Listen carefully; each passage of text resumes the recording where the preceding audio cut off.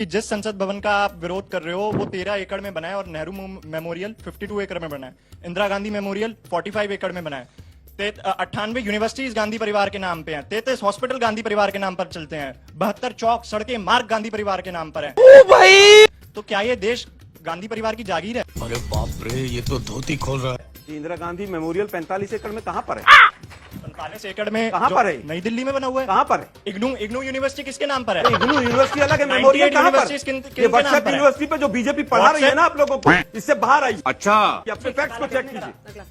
पता कुछ है नहीं, सवाल पूछने खड़े हो। अभी बता है भाई, जिस पार्लियामेंट में सबको जाना है, सारे राजनीतिक दलों को जाना है, वहाँ आप विरोध करते हैं राष्ट्रपति का नाम लेके, और वही राहुल गांधी विदेश में जाके माइनॉरिटीज के बारे में बोलते हैं, वो भी 80 के दशक में जब उनकी सरकार थी। वो व्हाट्सएप यूनिवर्सिटी से पढ़ के नहीं गए हैं। मेरे भाई के पीछे मैं हूँ। सफाई कांग्रेस पार्टी की हम नहीं कर सकते, सफाई कांग्रेस पार्टी की मोदी कर सकता है।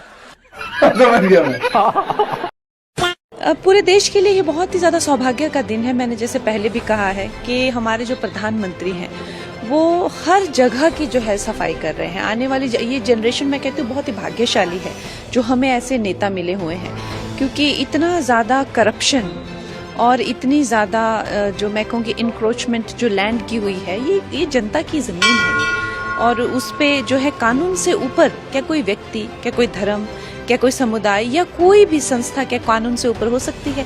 लेकिन वक्फ बोर्ड जो है वो कांग्रेस की ऐसी करतूत की उसको कानून से ऊपर बनाया हुआ था।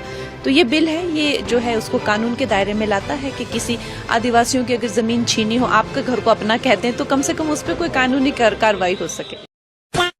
तन मन धन से केजरीवाल भी और दिल्ली सरकार भी पूरी तरह से वक्फ बोर्ड के साथ है।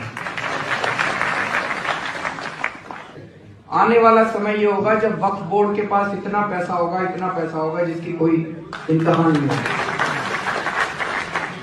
जो भी वक्फ बोर्ड को जब भी किसी चीज की जरूरत होगी, दिल्ली सरकार वक्फ बोर्ड के साथ है। तुम अगर मुझको न चाहो तो कोई बात नहीं, तुम अगर मुझको न चाहो तो कोई बात नहीं, तुम किसी और को चाहोगे तो मुश्किल होगी। किसी का घर 50,000 गज का है क्या? सच्ची बताना है किसी का घर? अरे अंत तक बताओ भाई, किसी का घर 50,000 गज का है? केजरीवाल साहब कहते थे 2013 में कि मैं मुख्यमंत्री बनूंगा तो घर नहीं लूंगा, गाड़ी नहीं लूंगा, सिक्योरिटी नहीं लूंगा। सिक्योरिटी भी ले ली, गाड़ी भी ले ली और एक बंगलो भी ले लिया। फिर एक बंगलो से इनका पेट नहीं भरा, 4 बंगलो तोड़कर 50,000 गज का शीश महल बनाने का काम किया। शीश महल। अगर आप गौर करेंगे तो पाएंगे कि ओवैसी कहीं न कहीं अमित शाह जी से बड़ा खौफ खाते हैं, पर सदन में बड़ी हिम्मत जुटाई। कल उनको सदन में सुनकर पहली बार लगा कि ओवैसी साहब को संविधान की बारीकियां, इस्लाम, मुसलमान, जहालत के अलावा शेक्सपियर का भी ज्ञान है भैया। बड़ी अच्छी बातें की और ऐलान किया कि मैं इस बिल के विरोध में इस बिल को फाड़ता हूं और गांधी की तरह फाड़ता हूं। लेकिन फाड़ा नहीं, ऐलान किया लेकिन फाड़ा नहीं, बस स्टेपल किए हुए पन्नों को अलग कर दिया। इसे कहते हैं नाखून कटाकर शहीद हो जाना। देखिए, वक्फ अमेंडमेंट बिल का सबसे ज्यादा नुकसान ओवैसी जैसे नेताओं को ही हुआ है। इनकी ही कमर टूटी है, तो इतनी आसानी से वो इस बिल को पचाने वाले तो नहीं है। हाँ, कहने के लिए इस बिल को मोहम्मद अली जिन्ना ने बनवाया था, लेकिन मलाई तो सारी ओवैसी जैसे नेताओं ने खाई है। जिन्ना तो दूसरे देश चला गया, पाकिस्तान चला गया, मर गया, खप गया। लेकिन इतने सालों से वक्फ बोर्ड की मलाई खाने वाला ओवैसी इतनी जल्दी हार मानने वाला नहीं है। अभी तो ओवैसी और ओवैसी जैसे पता नहीं कितने सेक्युलर हिंदू जागेंगे, कोठों के दरवाजे खटखटाएंगे, सड़कों पर उतरेंगे, हंगामा होगा। वक्फ बोर्ड को भंग करना चाहते हैं, संशोधन करना चाहते हैं। हो जाने दो बवाल, दिक्कत क्या है?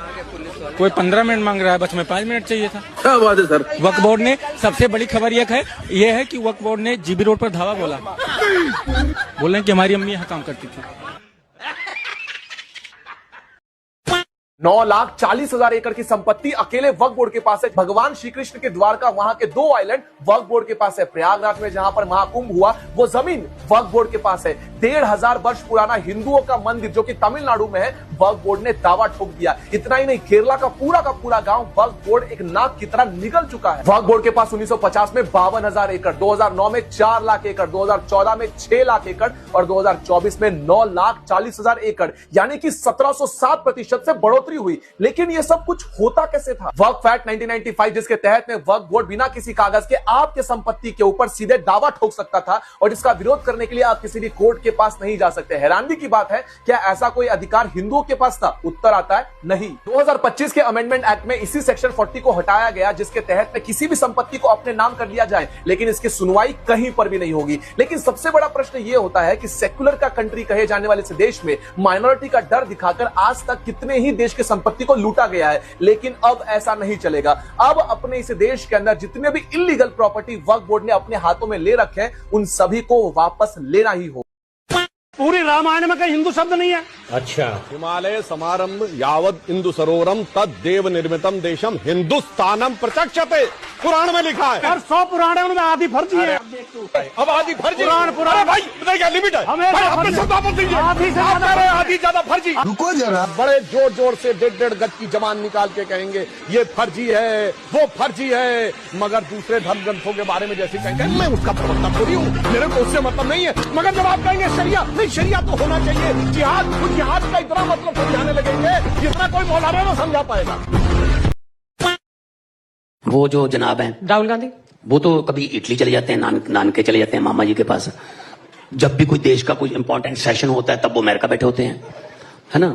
तो उनको तो लॉन्चिंग चल रही है, मतलब श्री हरिकोटा से चंद्रयान जल्दी लॉन्च हो गया, वो बंदा लॉन्च नहीं हुआ कांग्रेस से। दोस्तों ये क्या, अब तो कांग्रेस के खुद के अलायंस पार्टनर उनकी दिन दहाड़े बिल्कुल खुले में बेइज्जती करने लगे हैं। परमात्मा ने नहीं गुन दिया, क्यों यार धक्के से उसको बेचारे को कर रहे हो, तू लेता ही बन, बस ये नंबरदारी थोड़ी है कि बेटा बन, उसके बाद बाप, उसके बेटा, फिर अगला, यार छोड़ दो उसको यार बेचारे को, वो दुखिया, बहुत दुखिया हो। बंद करो, हाथ जोड़ के मैं मोदी साहब से गुजारिश करता हूँ। देखिए, घोर कलयुग इसी को कहते हैं। हम में से कुछ ये भी कह सकते हैं कि जिस थाली में खाना उसी में छेद करना। आखिर भगवंत मान के इस बयान को देखकर तो यही लगा कि कहां तो विपक्ष चलाता गठबंधन का चक्रव्यूह बनाकर मोदी सरकार को गिराने और कहां खुद के ही चक्रव्यूह में फंसा नजर आ रहा है। सबसे दिलचस्प बात तो यह है कि अब पार्टी के अध्यक्ष नहीं बल्कि छोटे नेता भी कांग्रेस के शहजादे का मजाक उड़ा रहे हैं। या कहीं ऐसा तो नहीं कि भगवंत मान ने एक तीर से 2 शिकार कर लिया है। अपने बयान से उन्होंने राहुल गांधी को तो नकारा बताया ही, पर इसी के साथ उन्होंने यह साबित करने की कोशिश की है कि वे ही इस समय आम आदमी पार्टी के सबसे बड़े नेता है। वैसे देखा जाए तो भगवंत मान ने जो कहा वह फैक्ट से अलग नहीं है। भारत में 2023 में इतना बड़ा G20 समिट हुआ तो राहुल जी हफ्ते भर के लिए यूरोप निकल गए। उसी साल जब कुल 5 राज्यों के असेंबली इलेक्शन रिजल्ट आने थे तब वे इंडोनेशिया, सिंगापुर, मलेशिया और वियतनाम का ट्रिप प्लान करके बैठ गए।